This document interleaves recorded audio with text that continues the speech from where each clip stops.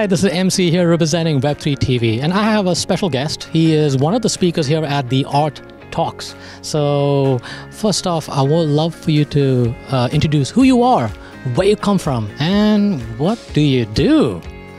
Thank you so much, MC. My name is Abhi.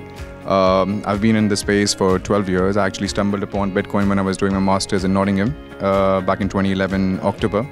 And then me and my two friends, we were called the Three Musketeers of Nottingham, trying to mine Nice. Bitcoin in the early days, even before the first difficulty kicked in. And since then, like this sort of, I had a rebel in my, in me. So love this, rebels in Web3. so this became my life since then. Everything that I am today is because of Bitcoin. So I never stopped building, and since the last 4.5 years, I've been creating something which is very special and close to my heart, which I'm also going to be speaking about here, which is called Safle, which stands for Safe and Simple, which is safle.com. And it's a very simple, non-custodial, multi-chain wallet and Web3 infrastructure for retail and developers to plug and play, having complete custody of their identity and their wealth. It's a completely non-KYC platform. Because we need to be private and anonymous unless you start doing certain transactions where you got to be KYC through as well. But the intention of building this through over the last 4.5 years, when I started alone, I picked up co-founders on the way just to, and they're from UPenn and Harvard and other universities which are of top league, but they come from different backgrounds of legal and public policy making and blockchain and finance.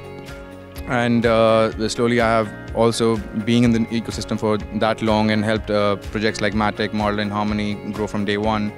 Okay. So No, I didn't know that. That's pretty cool. yeah, so I've been involved with them since the early days, especially Sandeep and Jayanti, and they've been very kind enough to be backing everything that I do.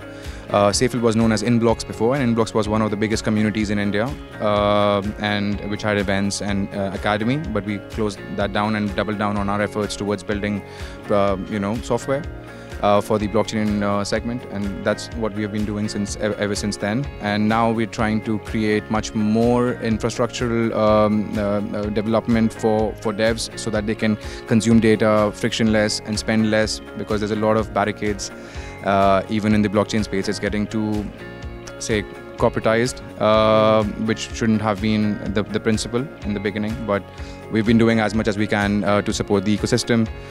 We have backers which are very recognizable and very solid. Draper, Woodstock, GAF, AU21, Crypto Oasis also, amongst many others.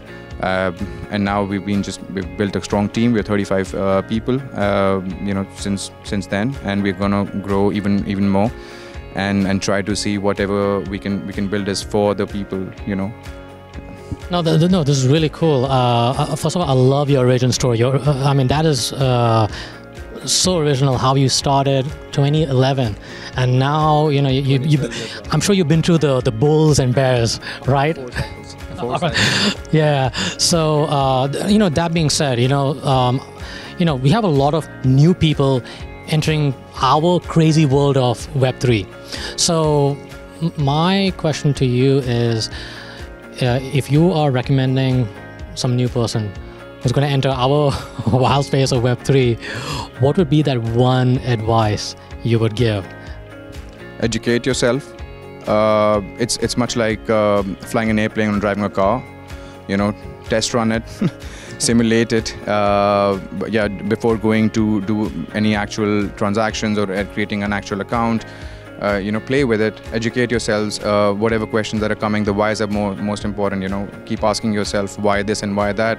That leads you towards exploration. But the fundamental is no one has achieved anything without learning it first.